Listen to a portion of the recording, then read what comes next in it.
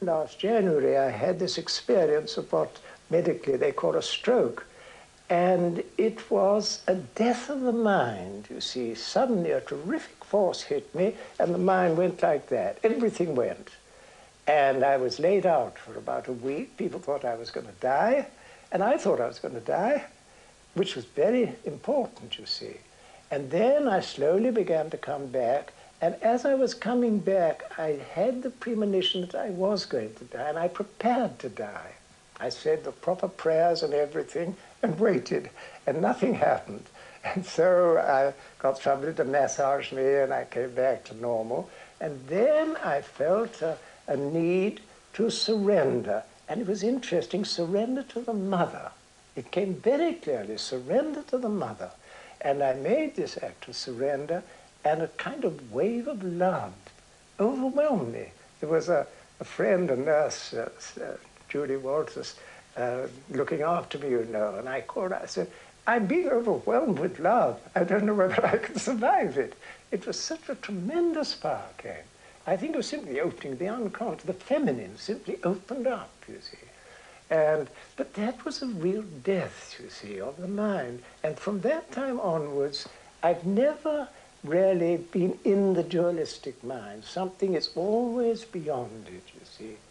What my experience taught me was that when everything else goes, you discover this love which is in you all the time. It's there, deep down there, and you know nothing about it.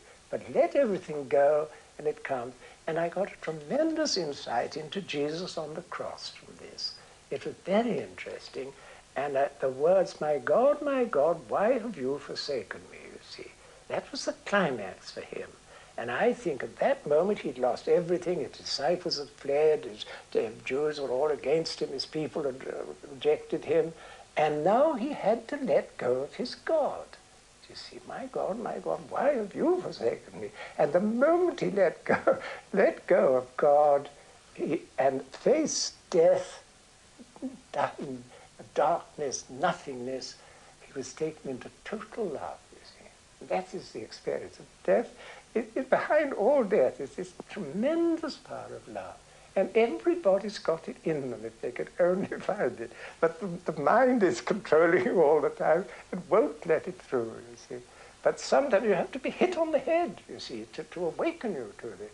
We are no longer afraid of death or accidents or illnesses or whatever. They're all incidents which love can use to reveal itself. And I think, you know, when people die, they're all afraid of so many things. What you face is unconditional love. That is the judgment, is unconditional love, which is very demanding. It doesn't let you do what you like. You see, love demands love. You're called. And some people perhaps cannot respond. It's possible. But for most people, it's so powerful, you just have to give way and surrender.